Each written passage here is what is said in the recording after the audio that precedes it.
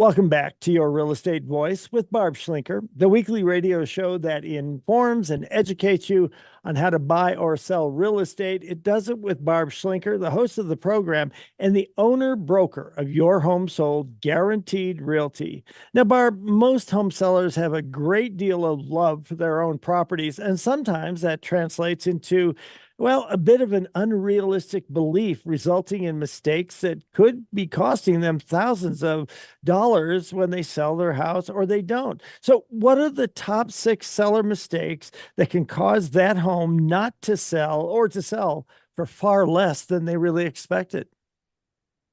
Well, Richard, we kind of really covered pricing. That's probably one of the more critical aspects of the whole process. It is a piece of marketing, and that's absolutely critical.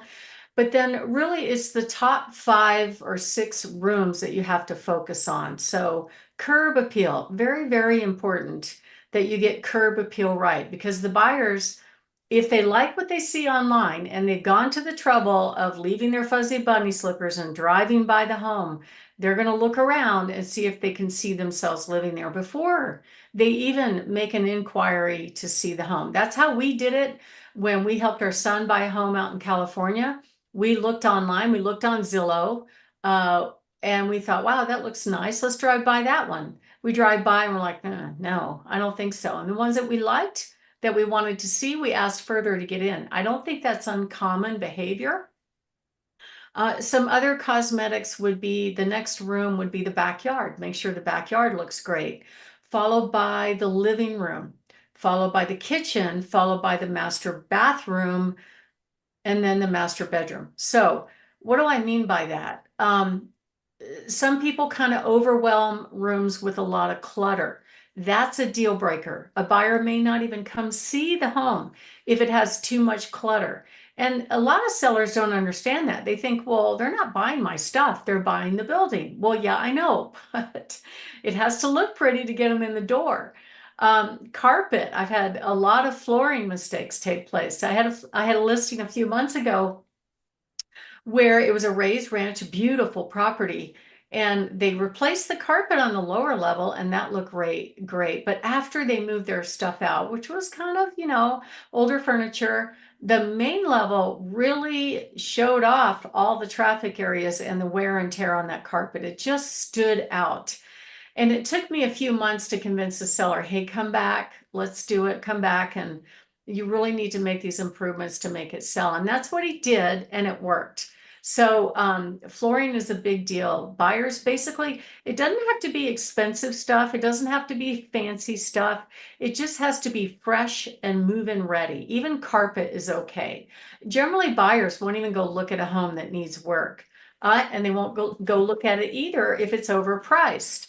But in general, if you fail to make those important improvements, that's one of the top seller mistakes that can cause a home not to sell. I have one listing right now where I didn't see this coming. They moved out prior to going on the market. They did a lot of improvements to the home. They didn't remodel everything, but just a few things. We had met a year ago, and I said, all right, this flooring's tired. So he replaced the vinyl flooring in the bathrooms and replaced the carpet. And it was fine when I was in there. But then when we started showing, the feedback I got was, wow, they're heavy smokers, aren't they? I'm like, no, I didn't notice they were smokers. Well, turned out the son was smoking. It's a 4-level home, and he was smoking in the unfinished fourth level down in the basement and also in the garage. And I guess that smell of cigarettes just permeated over the top of brand new carpet. And there were a whole bunch of buyers that rejected that home over smell. So one of the things a broker told me years ago is this phrase, which I thought was really funny and cute, but it's true. He goes, if you can smell it, you can't sell it. I know it sounds kind of gross, but it's true. If you've got pet odor, cigarette odor, perfume odor, like those heavy fragrances, anything like that, the buyers are not going to move forward. Okay. It has to be fresh, and clean. So in general, the buyers are very attracted to the cosmetic style upgrades, things like light fixtures, make sure everything is not broken, functional, make sure that the house is clean and fresh.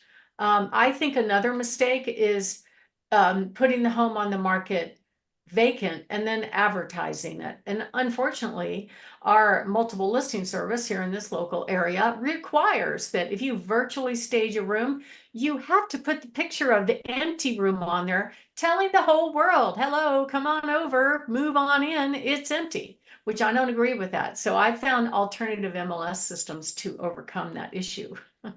um, and, we don't normally shoot the inside of closets, but you want to minimize the stuff in the closet.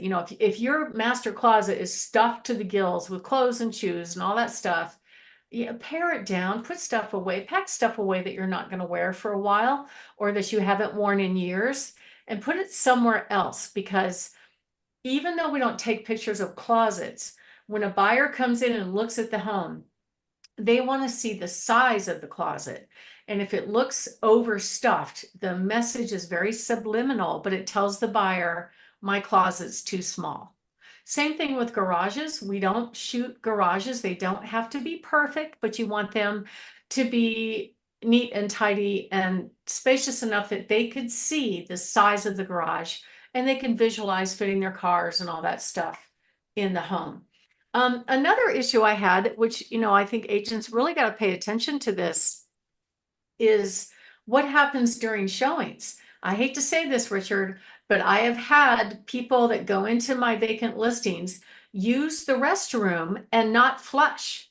Oh And I my didn't know about it, right? God. Until I get feedback that, wow, it really smells bad in here. I actually had one listing where the buyer's agent said, hey, how come that bathroom is locked? I'm like, what?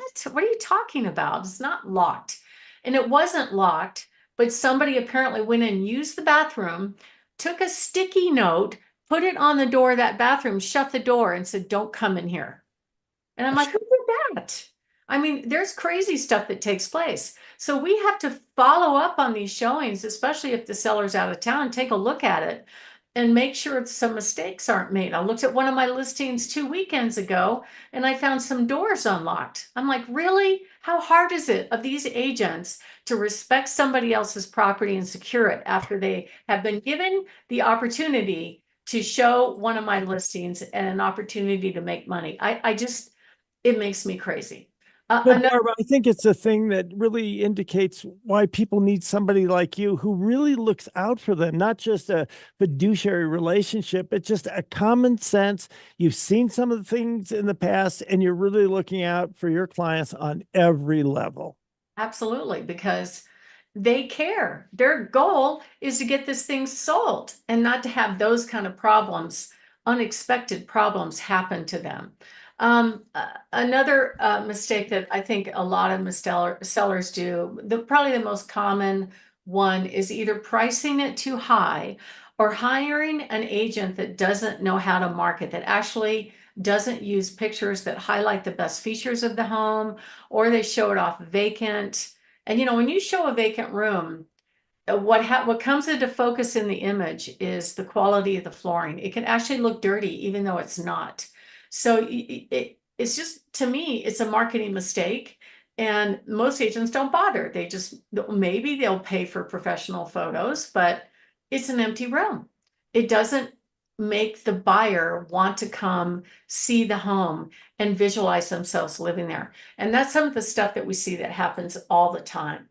My name is Barb Schlinker. I'm the broker owner of Your Home Sold Guaranteed Realty and the host of this show, Your Real Estate Voice. We're talking about the 6 seller mistakes that may cause a home not to sell.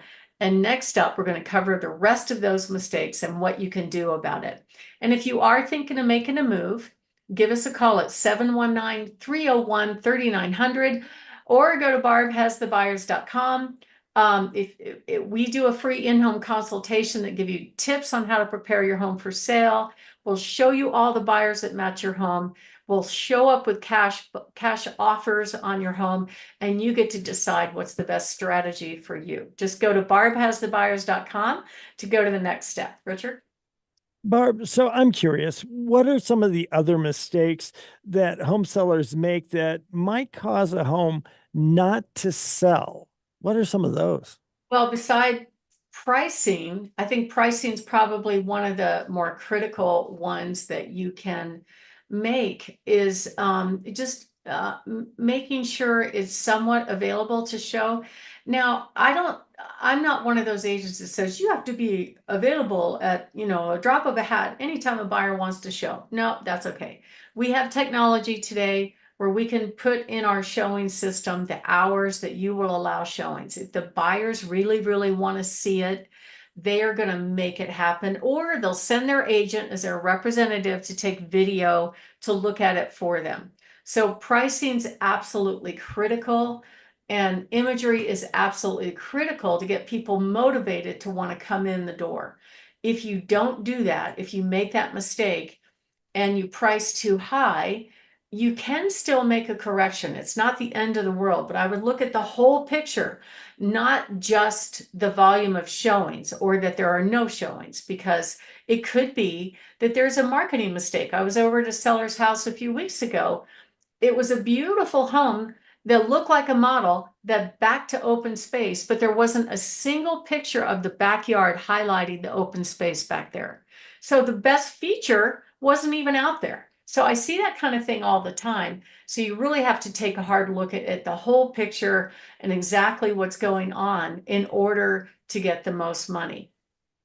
Um, selling a home is not as easy as it used to be. Just 2 years ago, almost everything flew off the market, but that is not the case right now. And the big change in our market is that, and all markets across the country, is that the buyers are deciding whether or not they're going to be bothered to come see your home based on exactly how it's presented online, both with marketing imagery and price. So if you want to get that right, give us a call at 719-301-3900 or go to barbhasthebuyers.com. Richard? You're listening to Your Real Estate Voice with Barb Schlinker of Your Home Sold Guaranteed Realty. She's the host of the program, and if you are making a move, call her 719-301-3900 or visit barbhasthebuyers.com. Barb, it's time for that lightning round of some of your hot new listings. Tell us what you have this weekend. Well, Richard, I have a spectacular patio home right here in Briargate. Absolutely gorgeous home, 3,800 square feet on Regiment Court in the mid sixes. Great home out there on 35 acres on Powers with a barn, priced in the mid threes. Fabulous townhome in Briargate in the low threes. An amazing home with a finished basement, multiple sheds on Crandall down in Fountain. And then we have a really, really adorable home on 5 acres with a detached two-car garage. Plus, they have the cutest goats I've ever seen that if you don't go say hi to them, their feelings will get hurt. And that one's priced very realistically in the mid fours. We also have a beautiful multi-generational family on Gull Lane, priced in the low sevens, 5 acres, solar, fresh carpet, the whole thing. Another hobby farm on a Cowie Way in the mid sixes, a spectacular home out on Chalet Lane in Black Forest on 5 acres with an amazing RV garage priced at $899. And we have a beautiful lot on Mountain Estates in Florissant priced at just $85,000. So if you want to find out about any one of our listings, go to barbhasthebuyers.com. And you know what? You want your listing on barbhasthebuyers.com because we get almost 750,000 impressions every month and almost 10,000 clicks. Give us a call or go to barbhasthebuyers.com. Richard? You've been listening to Your Real Estate Voice. It airs every Saturday right at 11 o'clock after Larry Kudlow. And if you're thinking of making a move, call Barb at 719-301-3900 or visit barbhasthebuyers.com. And remember, you can see replays of this on barbhasthebuyers.com or listen to it as a podcast on all of the popular podcast platforms: Apple Podcast, iHeartRadio, many, many others. Thanks for listening this weekend. And again, to reach out to Barb, 719-301-3900. Barb, you have a great weekend. We'll talk with you next week.